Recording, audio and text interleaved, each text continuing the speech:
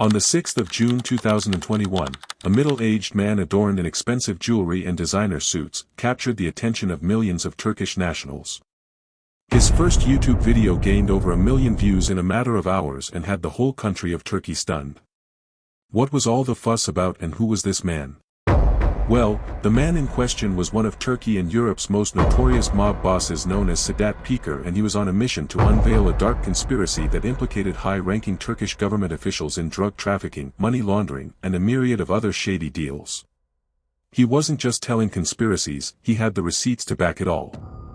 Sedat was no ordinary crook. He was a major player in the heroin trade since the early 90s and had played a big role in revolutionizing the drug trade. His tentacles reached 3 continents, and his network was responsible for moving billions worth of heroin and cocaine. He has had numerous run-ins with the law, and over 20 years of prison time under his belt. All this is a testament as to how deeply he understands the world of crime and gives a stamp of legitimacy to his claims. Currently exiled to the United Arab Emirates due to fear of retaliation from the Turkish government, Sedat gave the people of Turkey a coded message, encouraging those who still had doubts to simply follow the money. He, alongside his now deceased business associate Halil Falyali, who was assassinated by a professional hit squad in February of 2022, were responsible for aiding the ruling party known as the Justice and Development Party in its campaigns using money acquired from illicit drug deals with the knowledge of the president.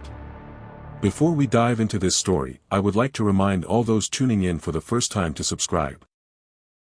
For us to get a clear picture of how this enigmatic character known as Sedat Peker, let's take a journey back in time to understand how he rose to the upper echelon of the criminal world. Sedat was born on the 26th of June 1971 in Adapazarı, Turkey. He was quite ordinary as a kid and nothing stood out about him. As a matter of fact, he was shy and introverted, preferring to keep to himself. Not a lot of info is available on his early childhood, but he became a person of interest in his teens when he had his first run-in with the law at just 17 years of age for inciting violence. His ability to mobilize his peers to follow his lead led to him being referred to as Reis, which means chief in Turkish. Peker later had the name Reis added to his name by a court order, making it Reis Sedat Peker. In 1990, Peker separated from his partner after the service of an automobile maintenance company he founded with his partner Bülent Kilik was defrauded, and he formed an illegal organization and was involved in many crimes.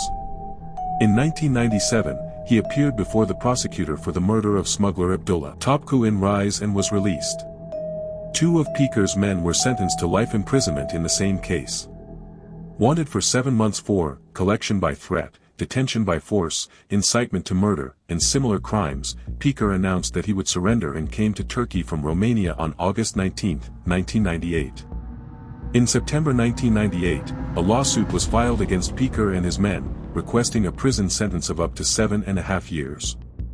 He was tried for forming a gang with 12 other defendants, and was released on May 24, 1999. He was held in prison for 8 months and 29 days.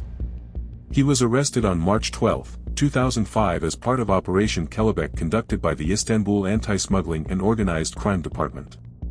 The case heard at the Istanbul 9th High Criminal Court was concluded on January 31, 2007, and he was sentenced to 14 years, 5 months and 10 days in prison. Peker was also tried at the Izmir 10th High Criminal Court on charges of establishing an organization, threat, shooting up a workplace, causing injury, limiting liberty, looting, and using a fake identity. He was tried for establishing an armed terrorist organization in the Ergenekon trials. The overturned part of the Operation Kelebek trial was reconsidered, and Sedat Peker was given a sentence of 1 year and 3 months in prison. Thus, another 1 year and 3 months was added to his sentence. On March 10, 2014, he was released due to the changes in the law regarding the decisions of specially authorized courts and because his detention period exceeded 5 years. Now we dive into the meat and bones of how Sedat became the biggest whistleblower.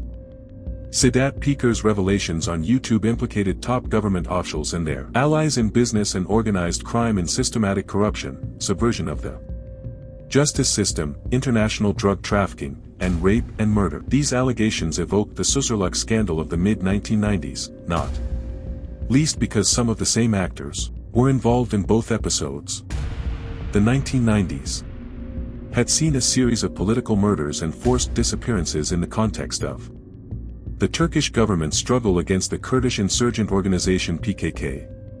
Kurdistan Workers' Party, in the southeastern part of the country. In November 1996, a deadly road accident near the Susurluk district involving a deputy from the southeastern province of Urfa, a former deputy chief of the Istanbul Police Department,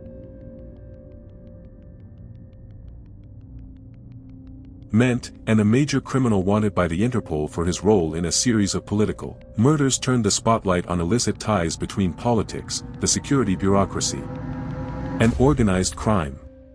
Ensuing investigations by journalists placed Mehmet Agar, the then interior minister, at the center of a political, criminal network that has since come to be referred as the Deep State. Agar had to resign from his cabinet position and eventually served a short prison sentence, yet many aspects of this clandestine network remained in the dark. Sedat Peker posted his videos nearly a quarter-century after the Susurluk scandal. At a time when investigative journalists increasingly voiced serious allegations about prominent members of the AKP government. Peker had been a neighborhood tough guy in his youth and gradually built a reputation as an organized crime figure in Istanbul, serving a series of short prison sentences. He was soon recruited by the Turkish security apparatus, serving various functions in the notorious JIDEM, the clandestine counterinsurgency unit formed to fight the PKK. Starting in the mid-1990s, he proactively cultivated a public persona, engaging in philanthropy and giving attention-grabbing interviews to major media outlets. When Peker launched a pan-Turkish website in 2002, the opening reception featured a long list of prominent politicians, celebrities, and mobsters. Between 2005 and 2014, Peker served a prison sentence related to convictions in 3 different cases. After his release, the crime boss fashioned himself as a pro-AKP businessman who organized rallies to promote the government and intimidated its opponents with threats of vigilante violence. In the most notorious of these incidents, Peker targeted the more than 1,000 academics for peace who had signed a petition denouncing the government's human rights violations in southeast Turkey, concluding his diatribe with the menacing words, "We will shed your blood in streams and shower in your blood." Yet, Peker's relationship with the AKP government deteriorated and he left Turkey in November 2019, having been alerted by his associates about an imminent operation against his organization. In the early morning of April 11, 2021, along with many addresses related to his network, the police raided Peker's Istanbul house where an officer reportedly pointed a gun at his daughter.